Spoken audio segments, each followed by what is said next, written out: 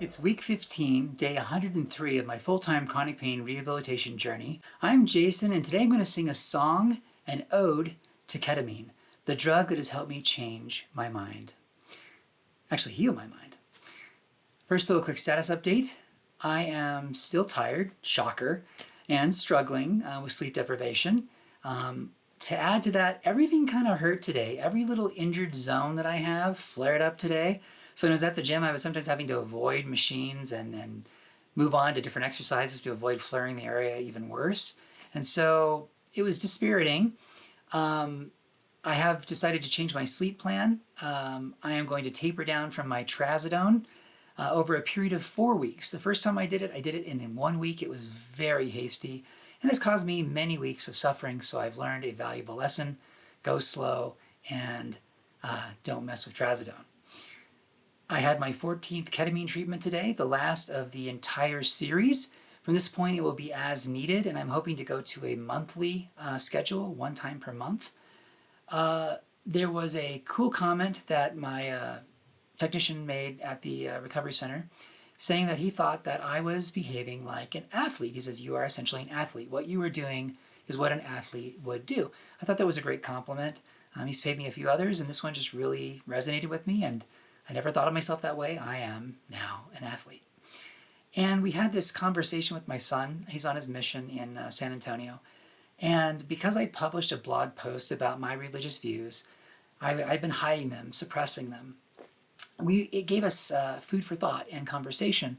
And so we spent the better part of like an hour and a half just talking to each other on this very deep level. And it might be the most deep conversation we've ever had. And it wouldn't have happened if I hadn't put myself out there and shared with him my views so that we could actually talk about them and really get to know each other on a very deep level. Not the superficial stuff that we usually talk about, but we actually got into some of the meat and bones of the topics. And it was very moving and powerful to me. I really felt like I connected with him. I loved it. I have a tip for you. It's when life says no today, work even harder so it has no choice but to say yes tomorrow. I'm relating this to my day that I had at the gym because, again, I was still tired and struggling from sleep deprivation. Everything hurt, and I knew that today was not going to be my day. This was not the day that I was going to feel like I triumphed. And so I decided to continue doing everything I was supposed to do so that at some point in the future, someday, life is going to have to throw me a bone, in essence. On today's topic, ketamine, the drug that has healed my mind. That's not to say I'm completely healed, but I am much more whole and healed now than when I started my ketamine journey. And it has proven to be a miraculous substance in terms of what it's done to me and how it's brought me out of my shell and made me feel like a whole person again. I sometimes compare myself to Humpty Dumpty, and I think it has essentially put Humpty Dumpty back together. Am I all the way back together? Of course not. There's certain work to be done. There's always going to be some work that needs to be done. But I think the foundation has been laid, and it is stronger, much stronger than it was before. I like to compare ketamine, a psychedelic, to a mixing bowl for the soul. If you imagine a mixing bowl, you can put a bunch of different types of utensils into it. You can run different speeds. Think of a 360-degree mixing bowl that's moving in three-dimensional space with a bunch of different utensils, and you're the dough, and you're being kneaded and molded. That's essentially what it's doing. And what it does is smooths out the lumps in the batter. There were lumps in my soul that needed to be broken up and put back into proper proportion with the rest of the batter so that I would essentially be smooth. And I think what I am now is something much smoother than I was before. Not nearly as many bumps as there were. So ketamine has essentially made my soul a smoother thing. That didn't come out quite as articulate as I wanted, but we're going forward. Okay.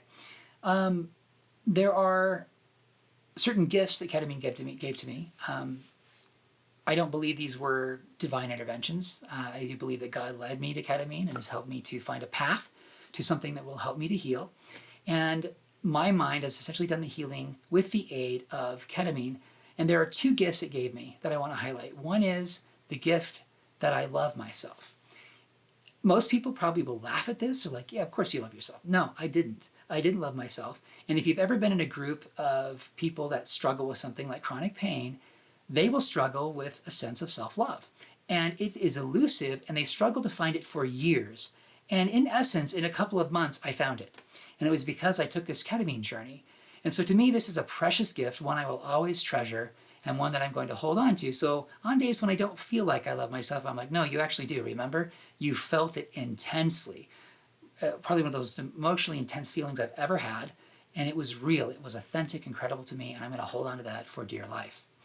The next is that I want to be me. Well, who else could I be? I don't know. I was always wanting to be somebody else, somebody smarter, more articulate, better looking, stronger, whatever it was. I didn't think I was enough. I wanted to transplant my soul into somebody else's body and lead their life. Of course, I probably would have corrupted their body because my soul was screwed up. But the point is, I now want to be me. I don't want to transplant myself somewhere else. I want to be Jason. I want to be the best Jason possible. No need to be someone else anymore. The person who discovered ketamine, his name is Calvin L. Stevens. He discovered it in 1962, and I just want to say thank you, Calvin, for changing my life. I know that wasn't your intent in discovering the substance. All the ramifications of your discovery were completely beyond your purview and out of your control, but even so, thank you for making this medicine. I was going to say drug, but it's really a medicine. Today, my last or 14th ketamine trip was supposed to be, I thought, kind of the magnum opus, right? All of these other amazing experiences I've had on ketamine, this might be even the best one yet. That did not happen. It was actually the worst, probably the worst ketamine experience I've had. And at first I was disappointed in this. I'm like, this is not what I wanted. I wanted to have another one of those I love myself or I want to be me revelations. And it just didn't happen. And I think the reason is I'm just so freaking tired. My body is just so wasted and my mind is so depleted that it just didn't have much to work with. And I was seeing imagery, kind of morose imagery of decay and demise, not people necessarily, but just things kind of withering and dying. And I'm like, okay, I think I need a really long nap. Like, put me in a cave and let me hibernate. And when I come out, I'll come back to normal. I think I'm just too tired at this point to have a meaningful trip. That's what I'm taking from this. But what this also revealed, my reaction to it, before I needed these revelations, I needed to get things from ketamine like I love myself or I want to be me. I was hungry for it. I had to have it. So every time I go in, I feel some anxiety about, is this going to be the time? Am I going to have another one of those? Can I get some more, please? Or is it even going to happen at all? And now it didn't happen, and it really didn't disquiet me that much. I realized I'm not dependent on ketamine trips to control my mood. Like, it's not a crutch. I think I kind of moved beyond it a little bit, and now it's nice when it happens, but it's not a necessity anymore. And the other perspective that I had was, I've already had multiple miracles on ketamine. Do I really need a third one? Isn't two good enough? I can't be ungrateful. Do I sound ungrateful if I want three, if I've already had two? I think not. I mean, it's okay to want more, but it's also great to appreciate what you've already received. And this is essentially what I did. I reframed this disappointment to be an appreciation of the prior experiences I've already had and the gifts that ketamine has given me.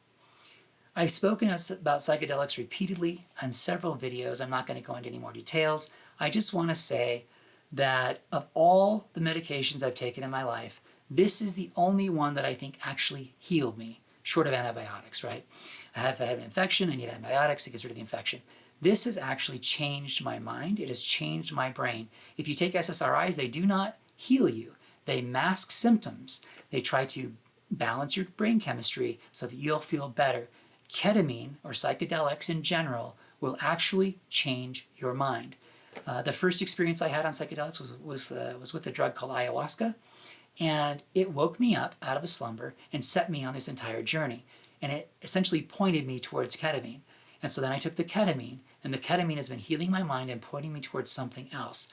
At some point, I believe I'm going to become a significant person who can help others heal themselves. I don't know what form that's going to take. I'm 47. I've missed the chance to go to college, get a psychology degree. Maybe. We'll see. I don't quite know how I'm going to do this, but I believe it is my mission in life to share the light I've received with others and help them take similar journeys to the one that I am taking.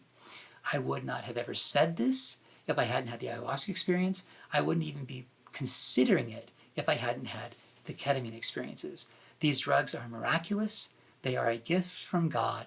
And I'm just going to say it outright. They are fantastic and almost unbelievable in their effect. If you have any means to get these in, hopefully a a safe setting and under some kind of clinical supervision, you should do so.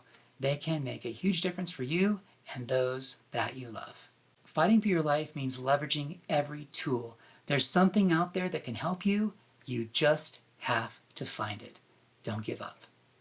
If you find my videos helpful, please pass them along and don't forget to subscribe. And until next time, keep fighting for your life.